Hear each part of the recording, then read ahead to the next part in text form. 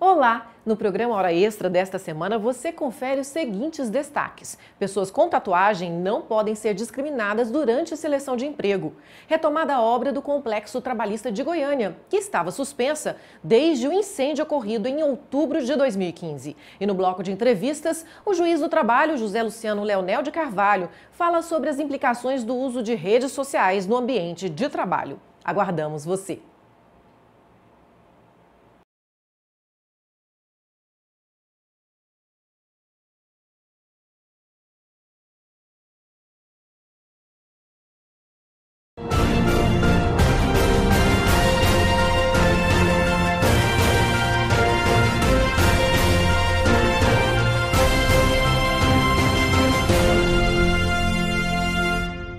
Está começando mais uma edição do Hora Extra e neste programa você confere os seguintes destaques.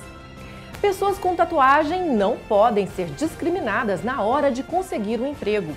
Retomada a obra no Complexo Trabalhista de Goiânia, que estava suspensa desde o incêndio ocorrido em outubro de 2015.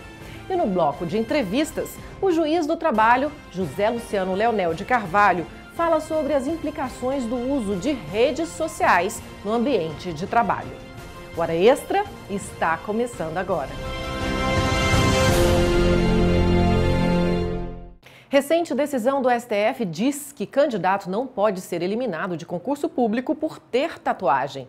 Mas como o mercado de trabalho vê essa questão? Seria discriminação deixar de contratar uma pessoa que tenha tatuagem? Confira. O trabalho do tatuador Jorge Moreira, que tem um dos melhores estúdios de Goiânia, é disputado por clientes de todo o país. O empresário Murilo Brito é um exemplo. Ele veio de Brasília exclusivamente para ser atendido por Jorge, para renovar um dos desenhos que tem no corpo. E quando o assunto é preconceito contra pessoas tatuadas no mercado de trabalho, o empresário é um pouco cauteloso. Até assim, tem a minha posição de empresário, eu não coloco a tatuagem muito visível no meu corpo, né? Mas, assim, não vejo isso como um empecilho de você entrar para um trabalho, conseguir um emprego por conta de uma tatuagem. Para Jorge, que diariamente está em contato com pessoas que decidem se tatuar, o assunto é tratado com mais naturalidade. Uma faixa pequena da sociedade ainda tem um pequeno preconceito, mas as pessoas a sociedade vem evoluindo. E constatando que a competência não tem nada a ver com a cor da pele, se carrega uma tatuagem ou não. Ele percebe que para muitas pessoas tatuagem não é problema, nem na vida pessoal e nem no trabalho. Na verdade, as pessoas que me procuram são pessoas mais resolvidas, né? De uma faixa etária um pouquinho mais elevada. São profissionais bem-sucedidos e que não tem problema nenhum em ostentar uma tatuagem. Em cargos públicos, esse problema já foi resolvido. Uma decisão recente do STF diz que candidatos com tatuagens não podem ser eliminados de concursos. Mas no mercado de trabalho, a questão ainda é complexa. O advogado e procurador do trabalho aposentado Edson Braz explica que a pessoa não pode ser discriminada em uma seleção de emprego por causa da tatuagem. Mas é difícil comprovar a situação.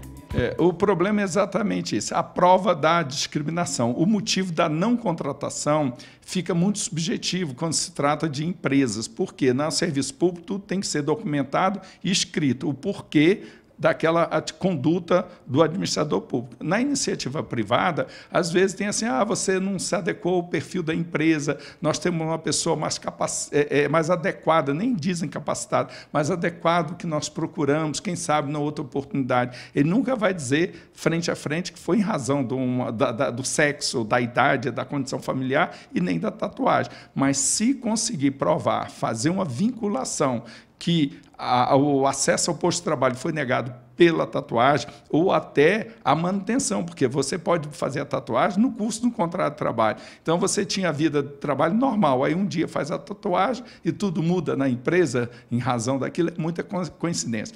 No direito existe a chamada prova indiciária, né? Que um fato faz presumir uma conduta. Se uma empresa não tem ninguém com tatuagem ou quem tinha tatuagem foi dispensado, você vai somando esse comportamento para fazer presumir a discriminação. E o judiciário é atento a isso.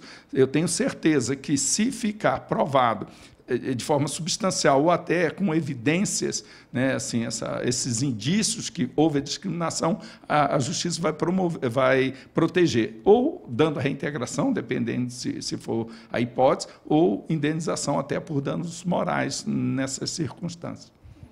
O TRT de Goiás retomou as obras do Complexo Trabalhista de Goiânia, que estavam suspensas desde o incêndio ocorrido no dia 3 de outubro de 2015.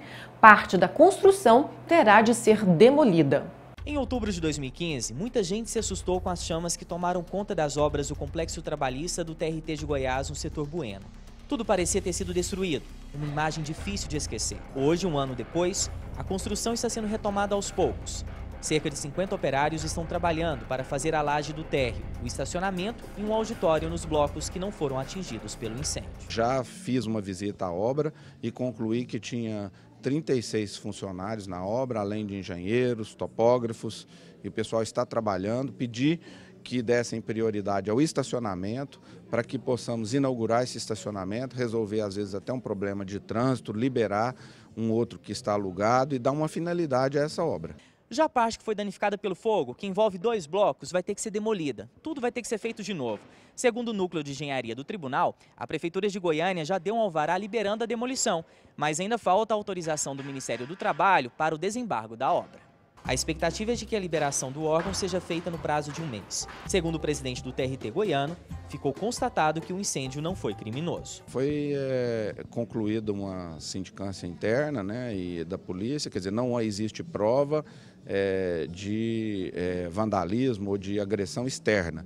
E sim, a questão do incêndio refere-se a problemas técnicos. Ele também explica que a empresa responsável pela obra está arcando com todo o prejuízo causado pelo fogo. A previsão é de que o prédio seja entregue daqui a 3 anos e vai beneficiar o atendimento na Justiça do Trabalho. Conseguimos que a construtora absorvesse o prejuízo, refinanciasse a obra, conseguisse recursos financeiros para poder tocar, e não rescindimos. Felizmente, não rescindimos esse contrato. No próximo bloco, o juiz do trabalho, José Luciano Leonel de Carvalho, fala sobre as implicações do uso de redes sociais no ambiente de trabalho. As empresas podem proibir o uso das redes durante o expediente? Confira a seguir.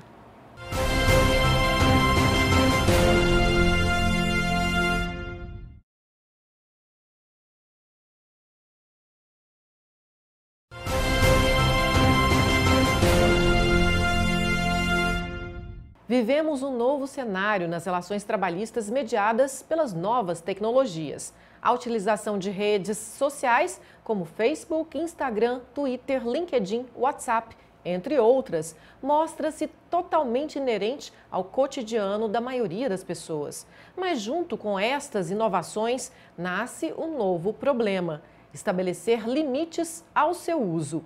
Os usuários têm cada vez mais dificuldade em desvincular-se do universo virtual, inclusive enquanto estão no trabalho.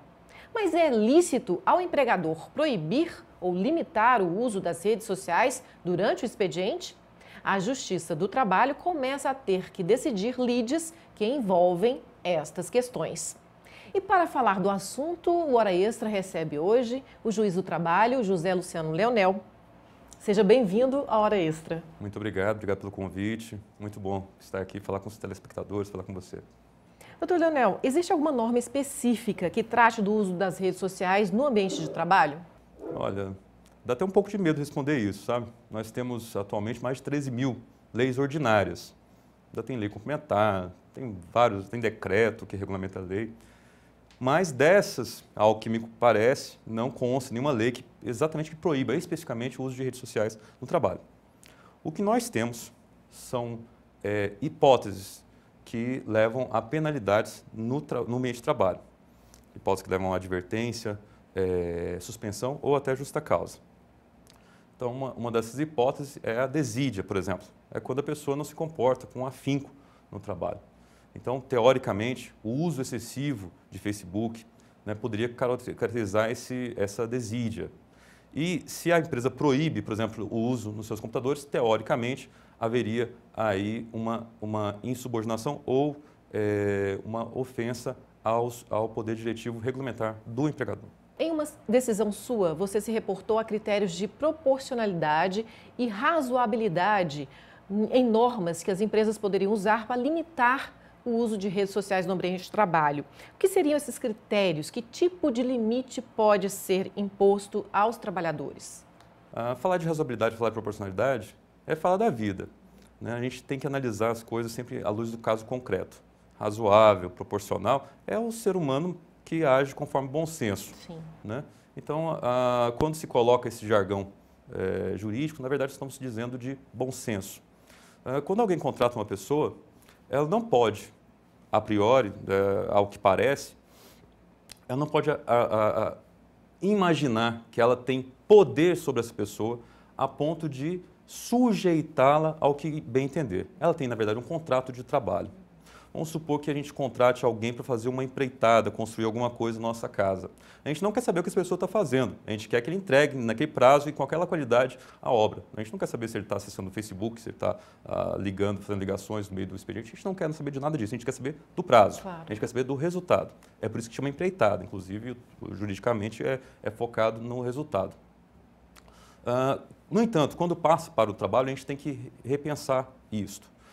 No caso da decisão, é lógico que eu não posso, quando eu faço um julgamento, pensar em todas as situações do mundo. Eu tenho que, para dar uma decisão eficiente, eu tenho que analisar o que foi me colocado. Nesse caso que você citou, foi exatamente um caso em que, ao que parece, a trabalhadora acessava o Facebook pelo celular dela, pessoal dela, e ela trabalhava numa função puramente administrativa.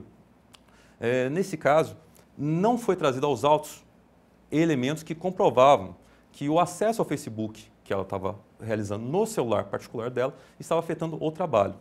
Veja, quando o empregador restringe algo, ele deve restringir por uma finalidade atenta ao trabalho.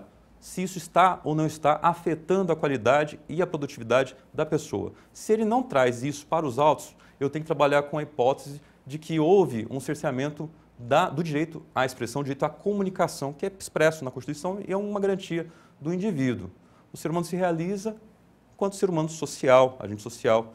E o Facebook, por exemplo, ou as redes sociais, são hoje o grande mecanismo de comunicação individual para nível coletivo. É interessante notar que metade da internet está no Facebook hoje. E não dá para comparar a comunicação do passado, na época do telégrafo, né? Na época do fax, na época dos telefones fixos, com a época do celular, a época da internet, a época do smartphone. São momentos diferentes e são pessoas que trabalham ou entendem a comunicação de forma diferente. E nós hoje temos trabalhos diferentes também. Nós estamos longe do trabalho na fábrica fordista, de linha de produção, lembrado por Chaplin em tempos modernos, para hoje uma situação em que os vácuos no trabalho existem. Eu trabalho praticamente desde os 8 anos de idade. Quando eu registrei minha carteira aos 14 anos de idade, eu já tinha trabalhado como office boy, caixa, vendedor de jornal, vendedor de picolé, chaveiro, lava-jato, padaria. Eu já trabalhado em tudo isso já. E em todos os trabalhos que eu tive, por mais que fossem braçais, sempre tinha um momento do cafezinho, de conversar com alguém. É da rotina do trabalho das pessoas uma pausa, um momento de distração. Se o ser humano não se distrai em momento nenhum no trabalho, ele vai se afogar em depressão, vai chegar ao esgotamento, vai chegar à síndrome de burnout e tudo isso que a gente já conhece. Então, vai fixar uma regra, uma norma, uma limitação aos direitos do trabalhador, ele tem que estar ancorado num propósito firme de realizar o trabalho com sucesso. Ok, doutor Luciano. Nós vamos para um rápido intervalo, hoje conversando com o juiz do trabalho, José Luciano Leonel, sobre o uso das redes sociais e seus limites no ambiente de trabalho. Voltamos já, não saia daí.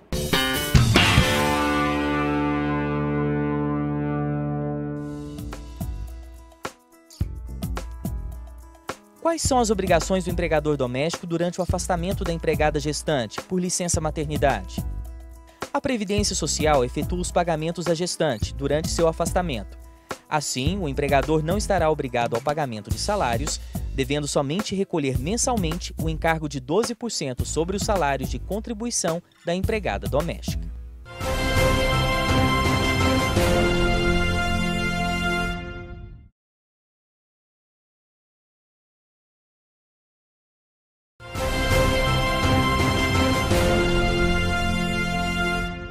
Hora Extra está de volta. Hoje entrevistamos o juiz do trabalho, José Luciano Leonel, sobre o uso das redes sociais no expediente. Doutor Luciano, em sua decisão, você mencionou o direito de o trabalhador exercer resistência contra uma norma injusta do empregador. Seria esse o caso de proibição de uso da rede social pelo celular, uma norma injusta, e ele poderia exercer essa resistência? Sim, veja, é lógico que cada caso tem que ser analisado, né? A gente está falando aqui, eu tenho um insight que foi esse caso concreto, essa análise. Nesse caso concreto, a pessoa trabalhava na área administrativa, então realmente o acesso do celular dela à rede social não causava nenhum perigo.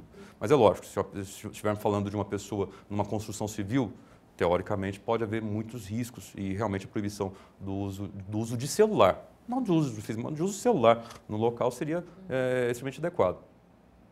A priori, volto a dizer, tem que ser analisado o caso concreto.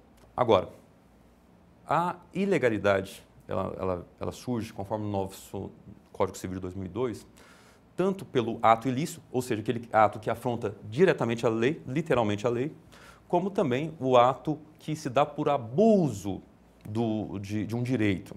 Então, no caso, o direito de regulamentar seria abusivo, se não há uma justificante, uma justa causa, um bom motivo para esse cerceamento.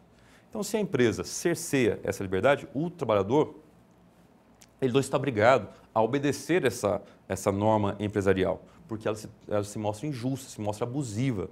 A resistência desse trabalhador seria nisto. É lógico que falar de direito de resistência num mercado que não há pleno emprego, que não há estabilidade, é sempre complicado, mas ele existe. E ele é aceito pela doutrina e jurisprudência. E qual é o entendimento quando o uso das redes sociais se dá pelo computador do estabelecimento da empresa? Então, muito interessante isso. Veja, o computador da empresa, ele é uma ferramenta de trabalho. Teoricamente, a ferramenta de trabalho deve ser utilizada somente para o trabalho. E, neste contexto, existem riscos, né? Como, por exemplo, pegar vírus, né? E até de perder dados do computador com cavalos de Troia, etc. Então, a empresa pode se preservar, falando, olha, determinados sites não está permitido o acesso, e etc. Paradoxalmente, me parece muito complicado você hoje não liberar o acesso a esse computador para a maioria das profissões para entrar no Facebook, por exemplo. Se diz que hoje metade da internet está no Facebook. Um exemplo. Né? Como é que eu restringo o uso do Facebook se eu preciso do Facebook para que a pessoa trabalhe bem e produtivamente? Né? Então, teoricamente, ele poderia sim dizer, não, ninguém vai acessar o Facebook, norma geral. Por quê? Porque eu tenho medo de acessar o Facebook e trazer problema para o computador. Ao mesmo tempo, se ele libera o acesso ao Facebook para o trabalho, um pequeno acesso do Facebook à conta particular da pessoa ofenderia a organização empresarial, etc. Essa é a questão. E mais, hoje nós temos o Marco Civil da Internet, etc. E hoje o acesso à internet, o acesso à comunicação, ficou algo tão entranhado, tão importante, de nível cultural, ou hábito, ou costume. O costume é fonte do direito. O costume é fonte do direito, está lá na lei de introdução à legislação brasileira. Que o costume do acesso à internet, né, talvez está aí embrionariamente, de lege ferenda, gestando um direito. Direito ao quê? Direito a se conectar. E é lógico, sempre pensando em analisar cada caso concreto. Né? Volto a dizer, aquelas atividades que exigem extrema concentração, né, naturalmente vai haver cerceamento desse direito por outro motivo, pelo motivo do tipo do trabalho, da natureza do trabalho. Ok, doutor Luciano, vamos ver agora o que pensam alguns telespectadores, né, sobre esse assunto. Proibição ou não proibição do uso das redes sociais no ambiente de trabalho? Então, o que você acha se a empresa proíbe os empregados de usar redes sociais durante o expediente? Bom, eu acho que o foco da empresa é o trabalho, é a produtividade, é a entrega. Então, eu não acho incorreto. Eu acho que a partir do momento que começa a atrapalhar mais do que trazer algum benefício, ela está correta em agir assim. Às vezes dá uma espiadinha no Facebook de outras pessoas, assim, coisa particular, sem ser para o trabalho. Isso existe? Você faz? Tenho certeza que tanto eu quanto os demais fazemos. Eu acho que hoje a vida pessoal da vida profissional, ela se mistura muito. Então, vai muito do senso, né, de cada um, de saber até quando que eu posso ir, né, até que limite que começa a atrapalhar no meu trabalho. Você usa as redes sociais durante o trabalho? Não. Por que não? Porque eu acho que, na verdade, não é coerente você ficar utilizando as redes sociais quando você está trabalhando. Eu acho que perde meio que o foco. Você acha justo o empregador proibir o uso de redes sociais para os funcionários? Eu acho que não, ele não pode proibir. Às vezes, porque muitas empresas até usam, né, para fazer as vendas. Eu acho que o uso deve ser moderado. Pois é, doutor Luciano, a primeira telespectadora falou dessa impossibilidade de estabelecer um limite onde começa o profissional, onde começa o pessoal, né? E muitas empresas, inclusive, se utilizam das redes sociais para se promover, para ter um blog, para se comunicar, para fazer vendas, né? Como é que fica isso? Pois é, eu achei muito interessante. Ela acha que pode proibir, mas ao mesmo tempo acessa durante o trabalho. Eu achei bacana, achei muito sincero. E essa é a realidade, né? Será que o homem hoje é um ser que pode se desconectar? Ou será que isso já é parte desse cidadão contemporâneo que a gente, né, que a gente está se incluindo, né? Eu acredito que a cidadania ela é ampla e ela tem que ser analisada historicamente. Esse é o momento que vivemos, um momento de hiperconectividade. As empresas já entenderam isso, os grandes administradores já entenderam isso. A psicologia, a sociologia, a psiquiatria entendem a importância disso. Falou muito bem. Não existe, nunca existiu o tal do homem trabalhador e do homem em casa. O trabalhador, quando adoece no ambiente de trabalho, quando ele sente o ambiente de trabalho sendo rejeitado, quando ele não se sente pertencente ao ambiente de trabalho, ele vai adoecer. E esse trabalhador adoecido é também o pai de família adoecido, é o irmão, o tio, a avô, é a criança adoecida. E ela vai ser assim enquanto o ambiente de trabalho e o seu ambiente social mais amplo não lhe der esse sentimento de pertencimento. E eu acho que a empresa perde uma oportunidade de aproveitar os conhecimentos que nós temos hoje na nossa geração para ter um ambiente mais saudável, permitindo acessos ocasionais. Ok, doutor Luciano, muito obrigada pela entrevista, pelos esclarecimentos de hoje. Eu que agradeço a você, agradeço aos nossos telespectadores, a equipe que gravou o programa, um grande prazer mesmo. Ok, Hora Extra fica por aqui. Obrigada também por sua atenção. E não deixe de acompanhar mais notícias do TRT de Goiás pelo Facebook, pelo Twitter e pela Rádio Web TRT. Até a próxima semana.